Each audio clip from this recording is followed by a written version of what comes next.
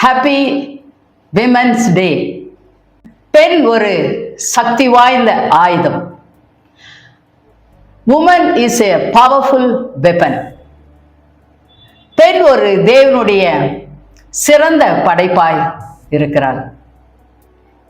பெண் குறி வைத்தால் ஒருபோதும் மிஸ் ஆகாது. பெண் எதற்காக சக்தி வாய்ந்த ஆயுதம் என்றால், பெண்ணை மண்ணினாலே தேவன் படைக்கவில்லை. மனுஷனுடைய எலும்பிலிருந்து ஒரு எலும்பை எடுத்து மனுஷை உருவாக்கி தன்னுடைய சாயலாக அவர் உருவாக்கினதனால் அது சக்தி வாய்ந்த ஒரு ஆயுதமாக இருக்கிறது. பெண்ணை படைத்ததின் நோக்கம் என்னவென்பதை நாம் இந்த வேளையில பார்க்கலாம். முதலாவது, பெண்ணை படைத்தது மனிதன் தனியாக இருப்பது நல்லதல்ல என்று சொல்லி அவர் ஒரு துணையை அந்த மனிதனுக்காக படைத்தார். ஆதியாகமம் 2:18-20 சொல்லப்பட்டிருக்கு. ஜெனிசிஸ் சாப்டர் 2:18 and 20 கொடுக்கப்பட்டு இருக்கிறது. இரண்டாவதாக, பெண்ணை படைத்தது தேவனுடைய வாக்குத்தத்தம் நிறைவேற்றுவதற்காக. ஆணும் பெண்ணுமாக படைத்து பலுகி பெருகி பூமியை நிரப்பி பூமியை கீழ்ப்படுத்தி ஆண்டு கொள்ளுங்கள் என்று சொல்லி தேவன் ஆசீர்வதித்தார். அவருடைய வாக்குத்தத்தம் நிறைவேறுவதற்காக தேவன் பெண்ணை படைத்தார். அந்த வசனம் ஆதியாகமம் 1:27-28 கொடுக்கப்பட்டு இருக்கிறது. Genesis chapter 1:27 and 28.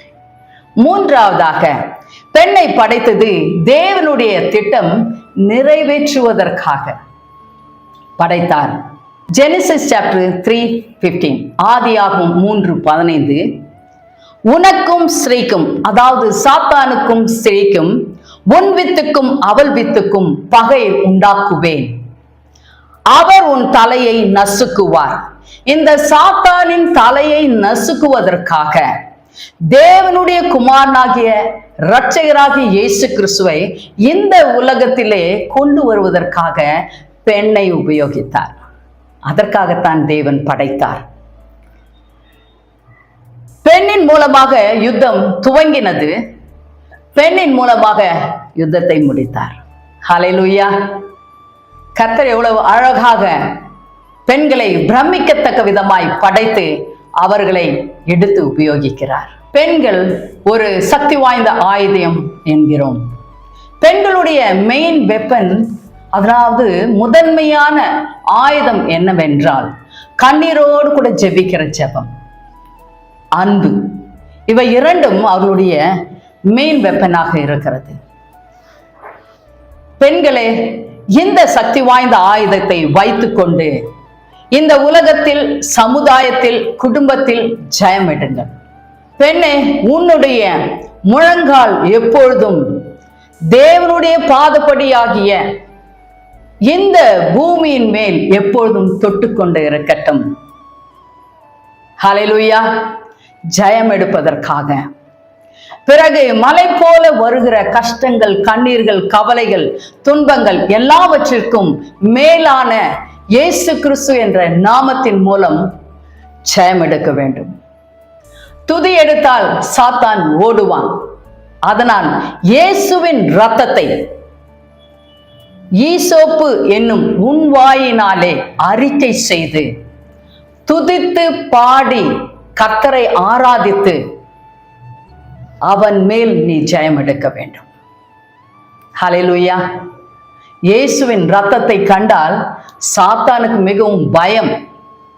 ஏனென்றால் அவருடைய இரத்தம் பரிசுத்தமானது. அடுத்ததாக, பரிசுத்த ஆவியின் அபிஷேகம். அபிஷேகத்தால் நிறைக்கப்பட்டு செவி. உனக்கு மாம்சத்தோடும் இரத்தத்தோடும் யுத்தம் அல்ல, வான மண்டலங்களில் இருக்கிற பொல்லாத சேனையின் இடத்தில் தான் உனக்கு யுத்தம். அதனால் அவன் மேல் நீ குறி வைத்து நீ செபிக்கும் பொழுது சத்ருவானனை சிறைப்பிடித்து அவனை முறியடித்து நீ ஜெயம் எடுக்க வேண்டும். அது நீ நினைவில் வைத்துக் கொள்ள வேண்டும். பெண்களே, தேவன் உன்னை எதற்காக படைத்தாரோ அந்த திட்டத்தை நீ நினைவில் வைத்து அதற்காக ஓட வேண்டும். நல்ல போராட்டத்தை போராடு. நீ எதற்காக ஓட்டத்தை தொடங்கினாயோ அது முடித்து எடு. எதற்காக என்றால் இயேசு கிறிஸ்துனுடைய வலது பார்சத்தில் போய் அமர்ந்து அவரோடு கூட நாம் ஜெயம் எடுத்தவர்களாக நிற்பதற்காக. ஆமென், ஹல்லேலூயா. இந்த உலகத்தில் உபத்திரவங்கள் உண்டு, ஆனாலும் நாம் ஜெயம் எடுக்கிறவர்களாக இந்த உலகத்திலே ஜீவிக்க வேண்டும். அதனால் தான் பெண்களை கர்த்தர் சக்தி வாய்ந்த ஒரு ஆயுதமாக படைத்திருக்கிறார். நீங்கள் ஒருபோதும் மறந்து போகக்கூடாது. நீங்கள் ஒருபோதும் முடங்கக்கூடாது. நீங்கள் எழும்பி அக்னியாக கர்த்தருக்கென்று பிரகாசிக்க வேண்டும். ஹல்லேலூயா. தேவனுக்கு என்று நெருப்பாய் எழும்புங்கள். Be fire for the Lord. God bless you. செபிக்கலாமா? அப்பா பிதாவே, மக்கு ஸ்தோத்திரங்கள், நன்றிகள் கர்த்தாவே. இந்த அருமையான வேளையில கர்த்தாவே, இந்த விமென்ஸ் டேயில் ஆண்டவரே உம்முடைய வார்த்தையை கர்த்தாவே பகிர்ந்து கொடுத்திருக்கிறேன் ஐயா. பெண்கள் எவ்வளவு சக்தி வாய்ந்த ஆயுதம் என்பதை அறிந்து கொள்ளும்படியான சில காரியங்கள் நீர் செய்ததை ஆண்டவரே வார்த்தையின் மூலமாக வெளிப்படுத்தி இருக்கிறேன் ஐயா. நீர் அடியனை மறைத்து இந்த ரகசியங்களை வெளிப்படுத்தினதற்காக நன்றி. இவர்கள் எல்லாரும் கர்த்தாவே முடங்கி கிடக்க கூடாது கர்த்தாவே. நீர் எதற்காக இந்த உலகத்திலே அவர்களை அனுப்பினீரோ அந்த காரியத்தை அவர்கள் செய்து எடுக்கும்படியாக அவர்களை உம்முடைய பலத்தினால் இடைக்கட்டி ஆண்டவரே அவர்கள் ஒருபோதும் முடங்கி கிடக்காத படிக்கு நல்ல போராட்டத்தை போராடி ஆண்டவரே இந்த உலகத்தை ஜெயித்து கர்த்தாவே உம்மிடம் திரும்ப நீர் ஆசீர்வதிக்கவே வேண்டுமாய் ஜெபிக்கிறேன் கர்த்தாவே.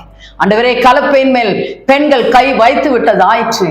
குடும்பத்தையும் ஆண்டவரே சமுதாயத்திலும் ஆண்டவரே சபையிலும் எல்லா இடத்திலும் கர்த்தாவே அவர்கள் ஜெயம் கொண்டவர்களாக திகழ நீர் ஆசீர்வதிக்க வேண்டுமாய் ஜெபிக்கிறேன். பரிசுத்த ஆவியானவரே நீர் அவர்களோடு கூட இருந்து வழி நடத்தி அவர்களை ஆசீர்வதித்து உம்முடைய பலத்தினால் இடைக்கட்டி வழி நடத்த வேண்டுமாய் ஜெபிக்கிறேன். இயேசு கிறிஸ்துவின் நாமத்தினாலே ஆண்டவரே இந்த விமென்ஸ் டே ஆசீர்வதிக்கிறேன் கர்த்தாவே. இயேசு கிறிஸ்துவின் வல்லமையான நாமம் எல்லா இடங்களிலும் கர்த்தாவே பெண்கள் மூலமாக மகிமைப்படட்டும் என்று சொல்லி இயேசு கிறிஸ்துவின் மூலமாக ஜெபிக்கிறேன் எங்கள் அருமை பிதாவே. ஆமென். God bless you once again. Happy Women's Day.